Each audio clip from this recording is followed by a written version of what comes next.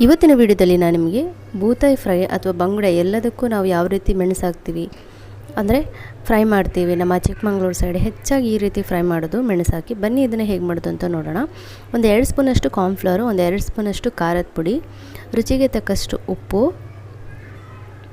1/4 ಸ್ಪೂನಷ್ಟು ಅರಿಶಿನ, 1 ಲಿಂಬೆ ರಸ ಹಾಕ್ಕೊಳ್ತಾ ಇದ್ದೀನಿ. ಕೆಲವರೆಲ್ಲ ಗರಂ ಮಸಾಲೆ ಎಲ್ಲ ಹಾಕ್ಕೊಳ್ತಾರೆ. ನಾನಿಲ್ಲಿ ಖಾಲಿ ಮೆಣಸು ನೋಡಿ ಕಾರ್ನ್ಫ್ಲವರ್ ಎಲ್ಲ ಹಾಕ್ಕೊಳ್ತಾ ಇದ್ದೀನಿ. ನೀವು ಬೇಕಿದ್ದರೆ ಗರಂ ಮಸಾಲೆ ಎಲ್ಲ ಹಾಕ್ಕೊಳ್ಬೋದು. ಸ್ವಲ್ಪನೇ ನೀರು ಹಾಕಿ ಮಿಕ್ಸ್ ಮಾಡ್ಕೊಳ್ಳಿ. ಒಂದು ದಪ್ಪ, ಅದಕ್ಕೆ ತೆಳುನೂ ಬೇಡ ದಪ್ಪನೂ ಬೇಡ, ಆ ರೀತಿ ನೋಡಿ. ಈ ರೀತಿ ಈಗ ಸರಿಯಾಗಿ ಕರೆಕ್ಟಾಗಿದೆ. ಈಗ ತೊಳೆದಿರೋಂಥ ಬೂತಾಯಿನ ಇದಕ್ಕೆ ಹಾಕ್ಕೊಳ್ಳೋವಂಥದ್ದು.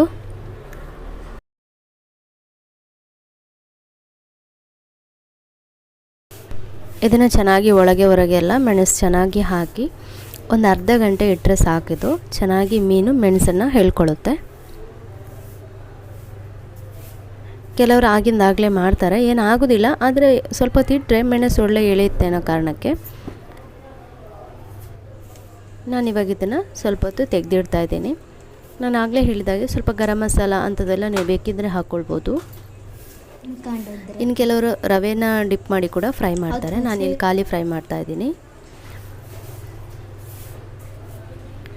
ಇಲ್ಲಿ ನಾವು ಯಾವ ಎಣ್ಣೆ ಬಳಸ್ತೀವಿ ಆ ಎಣ್ಣೆ ಹಾಕಿ ನಾನಿಲ್ಲಿ ಫ್ರೈ ಮಾಡಲಿಕ್ಕೆ ಇಡ್ತೀನಿ. ನೋಡ್ತಾ ಇರ್ಬೋದು.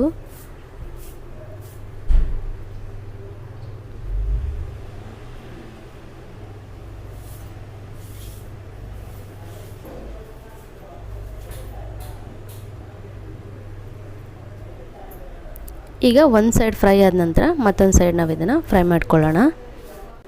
ಸಾಧಾರಣ ನಮ್ಮ ಸೈಡ್ ಅಂದರೆ ಚಿಕ್ಕಮಗಳೂರು ಸೈಡು ಕೆಲವರೆಲ್ಲ ಹೀಗೇ ಮೆಣಸು ಹಾಕಿ ಮಸಾಲ ಮಾಡಿ ಮೀನಿಗೆ ಹಾಕುವಂಥದ್ದು. ಇನ್ನು ಕೆಲವರು ಪುಳಿ ಮುಂಚೆಯಾಗಿ ಕೂಡ ಮಸಾಲ ಮಾಡಿ ಹಾಕ್ತಾರೆ. ಸೊ ಇವತ್ತಿನ ಈ ವಿಡಿಯೋ ನಿಮಗೆಲ್ಲ ಇಷ್ಟ ಆಗಿದೆ ಅಂತ ಭಾವಿಸ್ತೀನಿ. ಇಷ್ಟಾದರೆ ಒಂದು ಲೈಕ್ ಮಾಡಿ, ಶೇರ್ ಮಾಡಿ, ಸಬ್ಸ್ಕ್ರೈಬ್ ಮಾಡ್ಕೊಳ್ಳಿ.